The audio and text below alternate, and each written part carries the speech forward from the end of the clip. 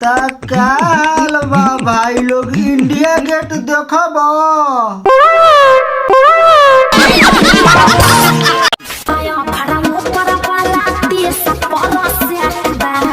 नीचे वाला तो फिर ऊपर वाला 30% बा आ नीचे वाला महंगा रेट बा। तो ही हवे भौजी के इंडिया गेट। ना जाने में कितना कुतुब मीनार घुस गेल होई जेकरा कोनो था पता अभी तक के न लागल। का पता बाद में लग जाओ। वैज्ञानिक से खोजे में लागल बा। शुद्ध टंगड़ी चियार के बतावता कि ये हमार इंडिया गेट है।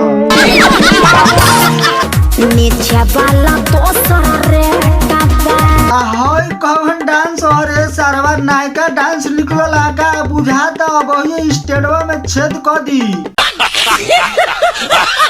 नोट पन्ना साबुआ पर मजा ऊपर छापर मिले के 2000 या पर मौका तनी फाफर मिले। याद रहे नोट 500 पर मौका ऊपर झापर मिली।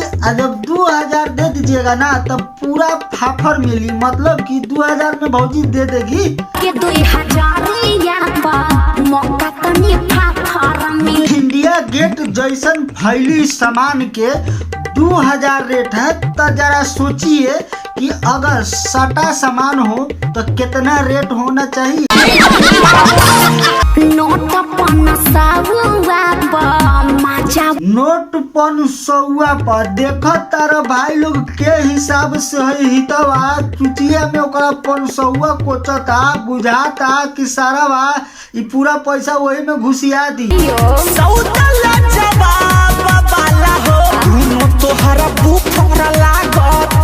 सौदा लाजवाब वाला हो दोनों तोहर बुफर लागता। हाँ बहन चोद बुफर देख के ऊपर का दोनों बुफर माने फुटबॉल देख के तो हमको भी लगता है ऐसा फुटबॉल बिना मेहनत के नहीं बनता है।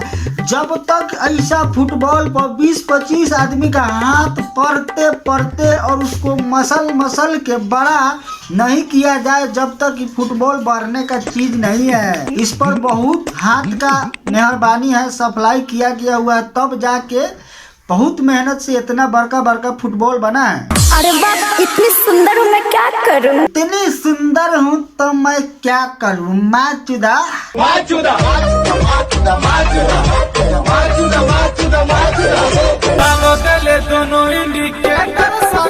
डाल देले मीटर उ तो भीतर सखी आ दाब देले दोनों इंडिकेटर सखी है। तारा बहन चोदो भौजी साफ कह देना कि हमर यारवा जे बारे हमर सैया जी घरे न रहले तो उ आवेले हमरा घरे अब का करेले कि हमारा बुढ़िया में लाल डाल के दोनों पकौड़िया के पकड़ के मिस देला आ घप सिन घुसा देला। तलार तोप झाप के कहतारू कि डाल देले मीटर आ पकड़ लेले इंडिकेटर। तारा बहन चोदो लोगवा के चुतिया समझे तारू हमारी सब समझता नहीं लेकिन तू खुलियाम कहबू तो तैका ज्यादा मजा आई या खूब ना टनटनाई।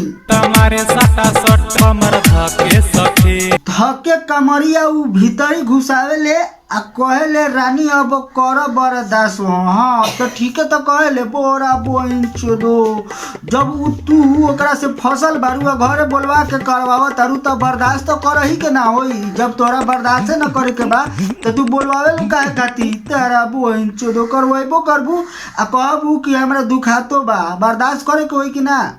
यरवा करे चितपट उता मारे सटा सट अब तार कहता कि यरवा करे चिटपट आ मारे सटा सट। तारा बहन छोदो जब चिटपट आ सटा सट मर वही बुझते खाली मजे आई तनी मनी दुखैबो करू झेल ला जब हो देसो खराबे हमरो सखी गजब बजायाबे लागेला जब उ देह सुहरावे हमरो सखी गजब मजा आवे चाहे बराबर मजा आवे। बहन चोद जब तोरो बराबर मजा आवता तला गीत गा के घर कुदका के सबके बताओ तारू मजा आवता तो कोऑपरेट कर बर्दाश्त कर आ खूब घूमो आओ बहन चोद गाल कुदका के हमनी के क्या बताओ तारो ज्यादा ही तोहरा मन करता ता आओ 2-4 टिप हमरो से मरवाला हमरो ला कहिया से कुपाता।